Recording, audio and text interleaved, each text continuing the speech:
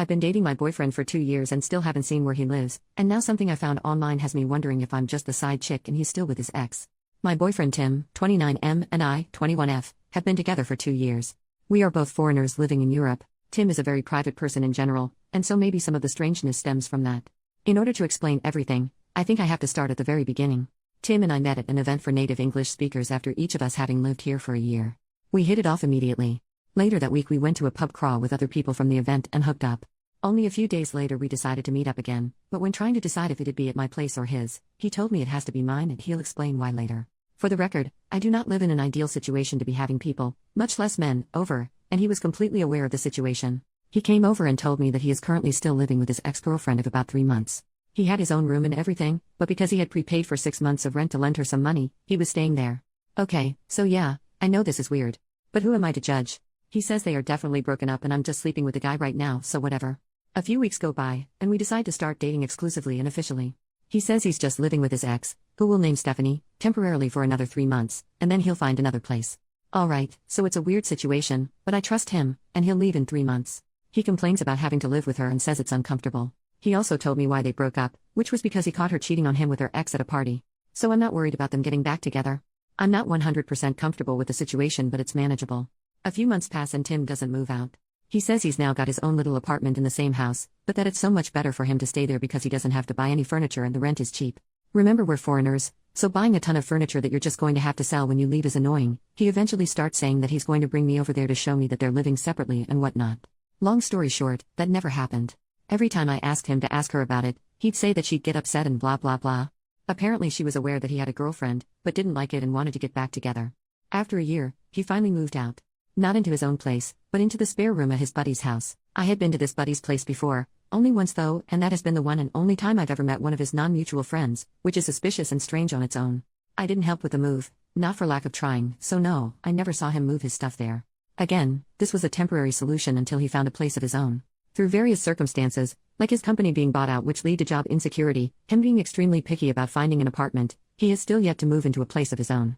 It's been about 10 months since he moved into his buddy's place, and I've yet to be there, even though I've asked many times. He always says yes, but then later says that he doesn't want to intrude or be a nuisance, etc. So essentially, I've never seen where he lives. Those things, along with me never having met his friends or Skyped with his family, are the underlying basis for my suspicion, but here's where the real stuff comes. Last night, when I couldn't sleep, I went Facebook stalking. I searched for tagged photos of Tim because I know he's weird about his Facebook and doesn't let tagged pictures and posts show up on his wall. While going through the pictures, I found 3 pictures of him while he was visiting home over the summer. In each of the 3 pictures, there is a girl, who is untagged, and sitting next to Tim. In 2 of the 3 pictures his arm is around her, but the pictures are more posed and everyone's arms are around each other. 2 of the pictures are with friends, so I figured she's a friend from home, no big deal. In one picture though, they are with his sister and her husband and daughter. So a much more intimate picture. I do not know what Stephanie looks like, and she doesn't have Facebook. I can't find a picture of her through Googling. But I think this girl might be her. I don't know exactly why I think that, but I do. I did some more Google research and found Stephanie's grandmother's obituary. She died in January? So after Tim would have moved out of the house and definitely after they should have been broken up. And yet, on the obituary his name is listed next to Stephanie's as members of the family. I do know that he was close to the grandmother and that she left him stuff in her will, but still I'm suspicious. If what I suspect is true, that means that he was able to hide this from me and her for 2 years, which is honestly just impressive. Right now though, I'm stuck. I don't want to bring up my relatively weak evidence with him until I can be sure, because he'll just have an excuse and I'll just accept it because I want to trust him and be with him. I don't know how to get any more proof that the girl in the pictures is Stephanie or how to know for sure one way or the other. So that's where I'd like advice. I'm not going to break up with him without knowing 100% because I honestly do love him, but I don't know how I can know 100%. Any advice or help is appreciated. Although please be constructive. Relevant comments. Commenter, how long have you guys been seeing each other? OP, we see each other at least twice a week, usually more, and he spends the night almost every weekend. Commenter number 2, that's an awful lot of time to spend away from home with a mistress. You mentioned that you are 2 hours away from their old apartment. What would allow him to be away for so long so regularly? His job? Is he still that far away after moving out? Do you ever do anything in his area, or are you always in your area? There's a lot of suggestive hooks for Reddit to latch onto here, but there's not a ton of meat within your post to come to an absolute conclusion. OP, their old apartment is only about a 40 minutes drive away, however because I don't have a car, I'd have to get there using public transport and because it's in the middle of nowhere it'd take me about 2 hours to get there. The new apartment is only a 20 minutes drive and much closer to where he works. He does not travel for work that often, and when he does it's usually only for a night or 2 during the week. We mostly stick to doing things around where I am because I live nearer to the city where there are actually things to do. Plus, like I said, getting to around where his friends are is an annoyance with public transportation, and drinking and driving is a definite no-go. Commenter, does he cancel plans a lot? OP, yes, he cancels or comes late quite often. I don't know exactly where the new apartment is. I know the village it's in, but not the address. As I said before, I've never really met any of his friends, except for one of them one time. Update, 6 weeks later, so, it's been a while. The story was developing and I didn't want to update without knowing anything for sure. I never expected my post to get so much attention, but I really appreciate all of the input everyone had, and I read every single comment and message. So first off, thanks to everyone. As many people suggested I do, I started with a conversation with Tim, where I made very clear how much the whole situation bothered me and why it was an issue for me. I tried to show him things from my perspective and tried to make him understand why I was so upset. He said he understood and apologized profusely. He cried and I cried. He said it was never his intention to hurt me and that he hadn't realized this had been such a large issue for me, and that he had been selfish about it. He said it was all going to change and that I would meet his friends and see where he's staying, and get to Skype with his family, etc. etc. He said I was the most important part of his life here and that he can't imagine his life without me in it. He said he wants to find an apartment for us to live together and that when I'm done with school, he wants to go back home together for good. He also told me that the girl in the pictures was an old family friend, and that he was in the obituary because he still is close with the family and they still wish I was a part of the family. I decided to wait and see if he actually held up his end of things this time, and so we made up and all was well. What I didn't mention is that during my snooping phase before this conversation, I found the phone number to the landline where Stephanie lives and decided to give it a call asking for Tim. Stephanie's dad answered, and when I asked for Tim, he told me to call his cell phone because this was the landline. So, not exactly helpful. Before you guys freak out about the dad thing, the house is like a duplex where the parents have their own half and Stephanie has her own half. This is not uncommon in small villages here. A couple days after Tim and I talked, he texted me asking if I had called Stephanie's house asking for him. I decided not to lie and admitted it. He said that she texted him saying that some girl with an accent had called the house asking for him and he immediately thought that it must have been me. I explained that I did it because I felt desperate for answers and just wanted to know what was going on. I also told him that it was inconclusive. He got very upset and said I had betrayed his trust and that I was acting like an insane person. He isn't exactly wrong about that part, but I explained that I felt forced to take such actions because I felt like I was never going to get any answers any other way. I apologized for the invasion of privacy and for bothering Stephanie and her family. After a few days, he calmed down and forgave me, saying however, that this may push back me meeting his friends because he told them what happened and they were pissed that I would treat him that way. I waited a few weeks to see if anything would change and unsurprisingly, it did not. So, this past weekend, he got very drunk one night and I was able to open his phone with his fingerprint while he was sleeping. I found texts from Stephanie from the day before talking about what they should make for dinner that night. He told me he was out of town for work that night. I found lots of hearts and I love yous and even him using the same pet names for her as he does for me. He told her he was going out of town this weekend for work and how much he'd miss her.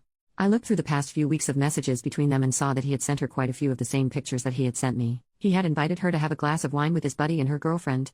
He picked her up from work multiple times, and there were lots of conversations about who was making dinner that night and what they should eat. I went back and looked for dates where I knew he had slept over with me and he had always told her he was crashing at a friend's place or out of town for work or something along those lines. I also found a group text message titled Family that included Tim, his sister, his mom, and Stephanie. I looked at pictures of Stephanie that she had sent him and was able to very obviously see that it was her in the pictures that I found on Facebook. So you guys were right. For the last 2 years, he's been living with her and seeing me on the side. All the while telling me how much he loves and admires me and how we're going to have a future together. I have been duped and taken advantage of. And I feel like a complete idiot because of it. I haven't talked to him yet, but when he comes over later in the week, I plan to tell him that I know everything. I also plan to tell him that he is a complete jerk. In my ideal conversation, he'd explain to me why he did this, and what the hell he was thinking during all this, but I am pretty sure those are just things that I'll never know or understand. Obviously I will break up with him. I also plan on contacting Stephanie with a letter telling my side of the story. I will give her dates that I know he spent the night with me, so that she can cross-check them with dates that he did not come home. I also plan to include a USB stick with pictures of Tim and me from the last 2 years and screenshots of some of our conversations from the last couple months. I can't make her believe me, but I want to at least do my best for her. I feel like I owe it to her as a fellow human being to let her know what kind of man she's been with for the last 4 years. I'm open to absolutely any advice on my plan and on how to move forward from this. I won't lie, I feel so lost and so helpless right now.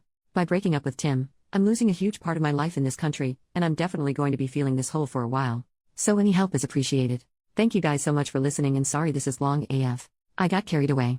Second update, 5 days later, again, I'd like to start off this post with a thank you to everyone who responded with constructive and helpful advice. So, I took your advice and did not try to have a conversation with Tim. I realized that since he was so successfully able to manipulate me for 2 years, having one last conversation with him was bound to end up with me doubting my findings and perhaps my sanity. I wrote Stephanie a 3-page letter, detailing the relationship that Tim and I have had over the past 2 years, making clear that it was serious and not just a fling. I mentioned dates and events that most people would not have known about, and I included the intricate lies and backstory that he had told me. I included a list of dates from the last 2 months that he spent the night with me and encouraged her to cross-check them with nights that he wasn't at home. I printed out a few photos of us as a quick visible proof, and I included the rest of the photos on a USB stick in the letter. The stick also contained screenshots of any particularly incriminating conversations that we've had over the last few months. I scanned postcards that he had sent me from various vacations and included those as well. For safe measure, I also included a copy of the letter, in case the hard copy went somehow mysteriously missing. I gave her my email address and phone number and asked her to contact me if she wanted to. On Wednesday night, I had someone drive me to where she lives. If Tim was there, I would just have confirmations that he actually lives there and we'd leave. If he wasn't there, I'd ring the doorbell and hand her the letter personally. We drove the 45 kilometers and Tim was sitting there in the living room on his laptop. It was obvious he lived there. She was nowhere to be seen. His and her names were on the mailbox. I called to see if he'd pick up and he ignored the call. We headed back home. On Thursday morning, I mailed the letter. I ensured that it was registered post. In order to receive the letter, she'd have to show her ID and sign for it. On Friday, the letter arrived. She was not home, so she received a notification to go pick the letter up at the post office. On Saturday morning, she picked it up and I got an email of the receipt with her signature on it. Throughout all of this, I conversed normally with Tim and made excuses as to why he couldn't come over during the week, so as to not tip him off to anything. He stopped talking to me about 20 minutes after she picked up the letter Saturday morning, and I have not heard from him since. He has, however, defriended me and my family on Facebook. I have not heard from Stephanie either. So, now it's really over. I hope with my whole heart that he was not able to lie and manipulate his way out of the situation with her, but I will probably never know. I do not expect to hear from him again. I feel very lonely, taken advantage of, and beaten down.